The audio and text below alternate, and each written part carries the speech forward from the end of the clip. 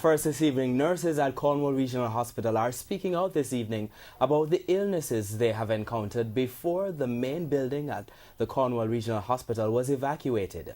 In this primetime news follow-up, the nurses have also documented their concerns about the hospital's response to their illnesses. Our reporter Anthony Lugg is in St. James speaking to the nurses and patients and now joins us live with the very latest on what he's seeing. Anthony, now you have been... Thanks, Archie and Doreen. No.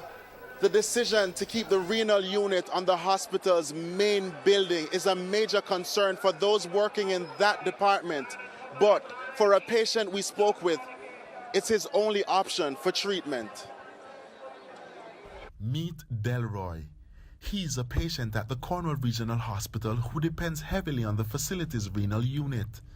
It's the unit where fresh reports have surfaced that nurses have been coughing up blood. More than 3 staff members were nebulized by the staff clinic who are not asthmatic person. Most of them cough up blood, some have rash on the skin and face. It's just crazy.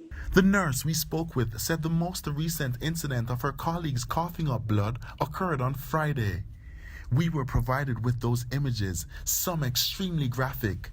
From bloody napkins to rashes, the nurses say the impact of the situation on them at the Cornwall Regional Hospital is frightening.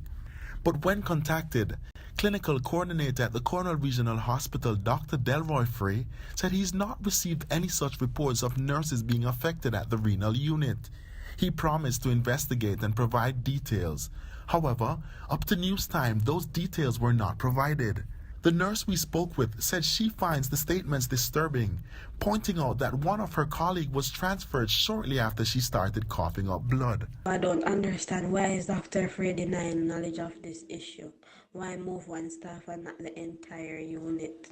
But while the nurses filed those complaints, Delroy, who visits the renal unit for dialysis at least twice a week, is concerned. We appreciate the building still there. Because without it, we couldn't survive. So, we're not going to lick it out. We're going to fix it up. We can't have one all the while. So with persons depending heavily on the renal unit, along with the challenges and complaints from nurses, it's left to see the hospital's next move. The Nurses Association of Jamaica has already signaled that it's considering legal action on behalf of its members to seek compensation for some of the issues they have been facing at the Cornwall Regional Hospital. Anthony Lugg, TVJ News.